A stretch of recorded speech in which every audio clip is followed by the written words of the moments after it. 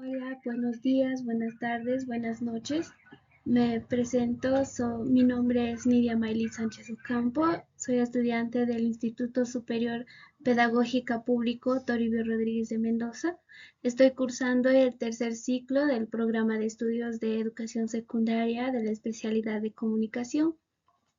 En esta oportunidad les voy a presentar un análisis de la obra El Tungsteno del autor César Vallejo. Para empezar voy a relatar una breve historia de la biografía del autor. César Abraham Vallejo Mendoza nació el 16 de marzo de 1892 en Santiago de Chuco, en un pequeño pueblo en la región andina de La Libertad. Fue el menor de 11 hijos en una familia de origen mestizo, con raíces tanto españolas como indígenas. Sus padres, Francisco de Paula Vallejo Benítez y María de los Santos Mendoza Gurionero, inculcaron en él una profunda religiosidad y valores morales. Vallejo estudió en la Universidad Nacional de Trujillo, donde inicialmente cursó estudios de letras y derecho. Durante sus años universitarios comenzó a interesarse por la literatura y se involucró en círculos intelectuales y literarios. Fue en esta época cuando empezó a escribir poesía influenciado por las corrientes modernistas de la. Seguidamente les voy a presentar los datos generales de la obra. El nombre de la obra, El Tungsteno, movimiento literario, es una novela perteneciente al género del vanguardismo, novela que ya existe. Hay un intento de plasmar de realidad a una manera leal. El género literario, narrativa, especie literaria, novela, se estructura en dos capítulos. El lenguaje de la obra. El autor Emilio Romero utiliza un estilo de autoridad en su escritura, presenta información basada en investigaciones y estudios realizados por expertos extranjeros en la región de los Andes. Utiliza un tono objetivo y descriptivo para transmitir sus ideas y argumentos sobre los problemas y el potencial económico de la región andina. Su enfoque se basa en datos y hechos con el objetivo de informar y educar a los lectores sobre la realidad nacional del Perú.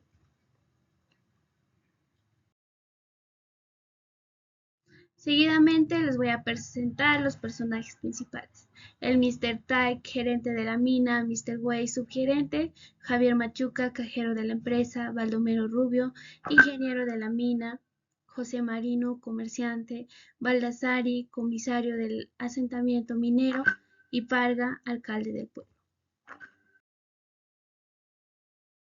Como les mencioné, la obra está compuesta por dos capítulos. El capítulo 1, la obra El Tungsteno, lleva como título El descubrimiento, donde introduce al lector en el contexto social y económico de la región minera de Quivilca.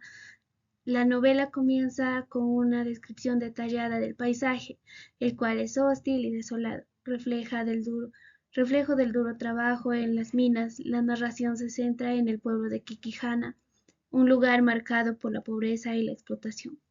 Los personajes principales introducidos en este capítulo son Elías Alonso, un ingeniero encargado de la explotación minera; Demetrio Tanco, un mestizo que representa la voz de los indígenas explotados; y un grupo de mineros indígenas cuya vida y trabajo son el centro de la narrativa. El primer capítulo de Tungsteno sienta las bases para una narrativa que no solo es una denuncia social, sino también un llamado a la acción.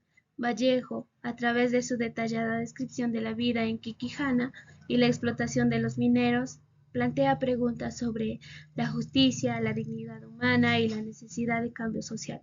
Su estilo realista y su profundo compromiso con la causa de los oprimidos convierten a Tungsteno en una obra fundamental de la literatura latinoamericana comprometida. Asimismo, el capítulo 2 lleva como título La organización y continúa desarrollando la temática de la explotación minera, enfocándose en las crecientes tensiones entre los ingenieros de los mineros indígenas y los mineros indígenas. La narrativa avanza en el tiempo, mostrando cómo la situación en la mina se vuelve cada vez más insostenible para los trabajadores, mientras los ingenieros intensifican sus esfuerzos para maximizar la producción del tuxteno. Elías Alonso sigue siendo una figura central, su carácter avaricioso y autoritario se vuelve más evidente. Vallejo retrata a Alonso como un hombre que no tiene escrúpulos en utilizar la violencia y la intimidación para mantener a los mineros bajo control. Vallejo también menciona que Alonso es una persona codiciosa que siempre busca el dinero y siempre busca su bienestar. Bien, les voy a empezar a narrar un poco del resumen de toda la obra. La historia se sitúa en la mina Tuxteno de Quivilca, el departamento de Cusco, la empresa Mining Society, los gerentes, directores y altos empleados de la empresa, el gerente Víctor Taik, el subgerente Wise, Julio Zaval, el preceptor, el cajero Javier Machuca, el comerciante José Marino y el ingeniero Baldomero Rubio, el comisario Baltasari y Leonidas Benítez. Un día, José Marino tenía la tarea de reclutar mano de obra barata en la región de los bosques, cuyo único signo de vida humana era una pequeña cabaña de indígenas, los Soras. Debido a vivir alejados, no tenían conocimiento sobre el dinero, fueron las primeras víctimas del comerciante Marino. Un día, Marino le dice a uno de ellos, te cambio este jarrón por tu campo de ocas. Poco a poco los Soras se fueron incorporando a las minas como parte del plan, aunque algunos de ellos se unían porque querían divertirse. ¿De qué te ríes? ¿Quieres trabajar? Menciona Marino. Por lo que el otro le responde, sí, yo quiero hacer así. No, le responde, tú no sabes hacer esto, hombre. El Sora estuvo 4 días seguidos prestando ayuda afectiva a los mineros. Marino le dice, hey, ¿por qué te vas? Sigue trabajando. No, ya no me gusta, menciona el Sora. Ya veo. ¿Con cuánto quieres que te socorra? No, ya no quiero, menciona el Sora. Los Soras no entendían este lenguaje. Entonces, los Soras estaban sentados y uno de ellos pregunta, ¿por qué haces siempre así? Entonces le contesta, para limpiar la veta y dejar limpio el metal. ¿Y qué vas a hacer con el metal? ¿A ti no te gusta el dinero? Menciona. ¿Qué es dinero? Le responde. Esto es dinero, fíjate. ¿Y qué haces con dinero? Se compra lo que quiere. Los gerentes se reúnen y se burlan de los indígenas por ser tan ingenuos y no saber nada. Una mañana que Marino tenía que irse al Colca, estaba celebrando con los gerentes, directores y altos empleados. Entonces dice, juguemos al cacho. ¿Pero qué apostamos? A la rosada. A la... En dicho juego sale como ganador el comisario. Entonces, Marino pide traer a Graciela, la rosada, una de las queridas de Marino. Ven, Graciela, pasa, menciona Marino. Entonces Graciela le contesta, yo creía que iba a irse sin despedirse. Entonces, todos los de la junta empiezan a burlarse de ella. Graciela, el comisario, uno de las máximas autoridades, se quedará viendo por ti hasta que yo vuelva. Entonces es ahí donde obligan a Graciela a besar al comisario. Esa noche, mientras se divertían, Graciela pierde la vida. Al día siguiente, la madre y los hermanos de Graciela fueron a pedirle ayuda al patrón. Antes fueron al comisario. El comisario les dijo que no hay culpable y que solo eran habladurías. Entonces el patrón les dijo lo mismo, mencionando que la muerte es la muerte. Mientras tanto, José Marino, que fue a ver a su hermano Alcolca, quien estaba a cargo de su otro bazar. Marino, hablando con su hermano, menciona, esos gringos son terribles, me piden más peones. Entonces pregunta, ¿está aquí el superfecto Luna? Claro que sí, tendremos que hacerle una visita mañana. Al día siguiente fueron a ver al superfecto pidiendo 2 gendarmes y el superfecto les pregunta ¿a quiénes quieren echarle bala? A lo que ellos le contestan que los gringos le están pidiendo 100 peones para un mes La oficina de Nueva York pide más tungsteno.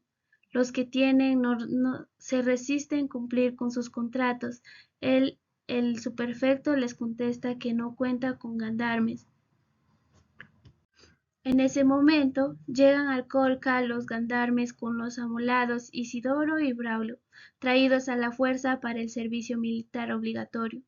Servando Huanca, el guerrero del pueblo, pregunta: «Señor alcalde, el pueblo quiere saber qué está pasando».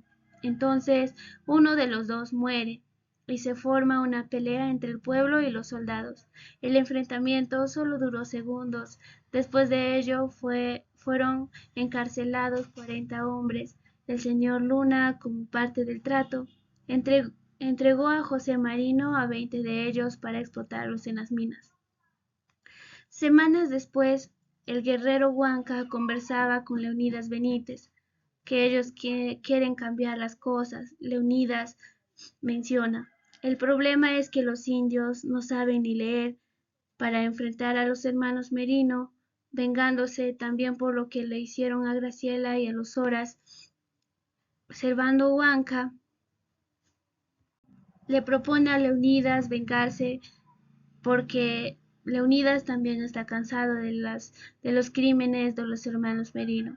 Huanca dice que tienen que vengarse de las injusticias de los ricos. En conclusión, el segundo capítulo de Tungsteno profundiza en la denuncia de la explotación minera y la justicia social, presentando la organización y resistencia de los mineros como una respuesta necesaria y valiente. La narrativa de Vallejo combina el realismo y la crítica social, creando un retrato poderoso y conmovedor de la lucha por la dignidad y la justicia en un contexto de opresión y explotación.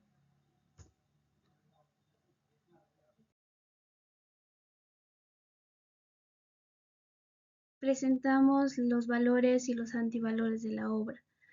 Dentro de los valores tenemos la inclusión, la igualdad, la justicia social, y en los antivalores la explotación, la desigualdad social, la avaricia, la discriminación y racismo, la corrupción, la indiferencia, la violencia y la represión.